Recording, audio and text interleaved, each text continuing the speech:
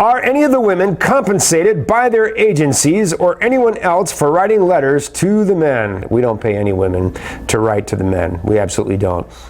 We tell our agencies that they had better not be caught doing it, or they're going to be fined or suspended or whatever it is. Write 3 or 4 letters and then pick up that phone. Pay for a 5-minute phone conversation. When you talk to her on the phone and she tells you everything's cool, and go and meet her, right? And go and meet her in a short order, because that's always the best approach. Or don't write any letters, just get on the plane and go and meet somebody face to face, right? I'm telling you this right now, guys.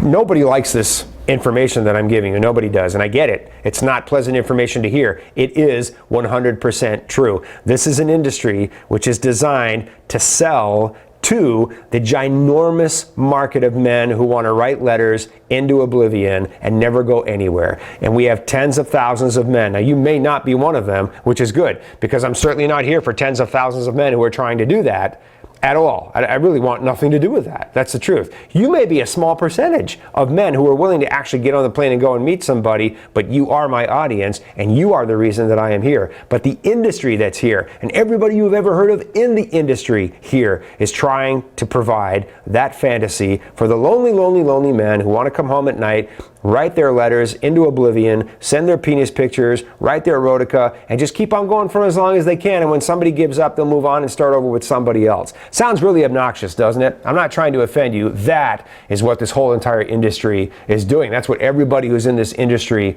is trying to do. And the only way you escape it is by telling yourself, look, I'm not going to fall for that. I know there's an opportunity to go and meet people. I know the women are quite real. I know that couples meet each other. I mean, I know this. And if you don't know it, then find it out, because it's easy to verify.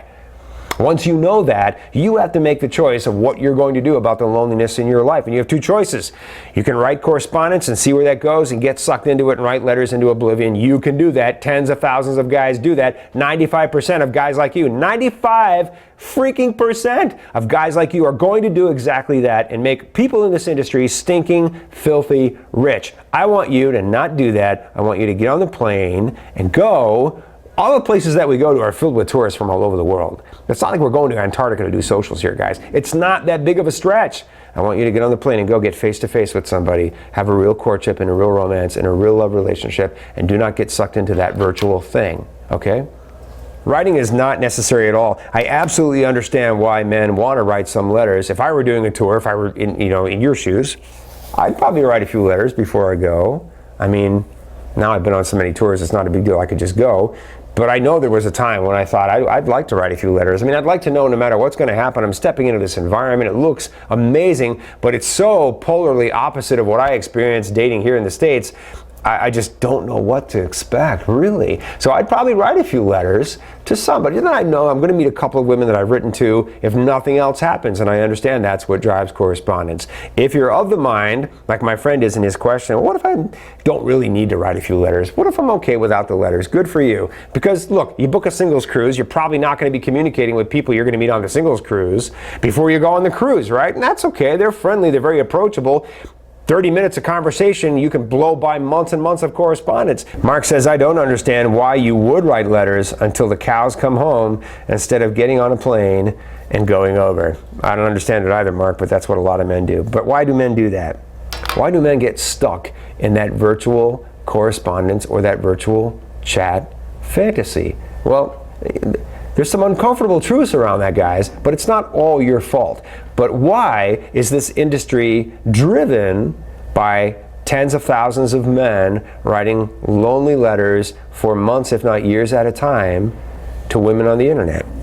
Why? Because it becomes convenient, right? You're busy. You may not have the money to go on a tour, but I met a lot of men who do, but it's very, very convenient and easy. And we're very silly men, and we convince ourselves that you can actually conduct a real relationship without meeting somebody, without ever hearing her voice. I'm telling you right now, if you think you're in love with someone you're writing to and you've never heard her voice and have never talked to her, you are not in love. Or you might be, but she's not. And that is the truth. And there are never, ever exceptions to that. Ever.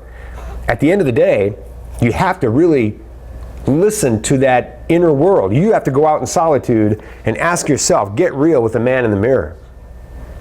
You know, what am I doing here? Am I really doing something that's convenient and easy, but amounts to little more than perpetuating fantasy? Am I really doing that? Maybe it's time for me to go and meet this person I'm writing to, or go meet people I'm not writing to. Maybe it's just time for me to get face to face and make it real. And there are going to be challenges, and there are going to be frustrating days. You know, every relationship has them. By the way, this is how your relationship gets stronger, right? You've got to test it, and you've got to come shining through those difficult tests. But you'll do that. And then you'll reach a point where you've tested the relationship and you're okay. And you realize you're in love with somebody who loves you truly. And she's great for you. And then you do something about it. And that's always a better option than correspondence and chat.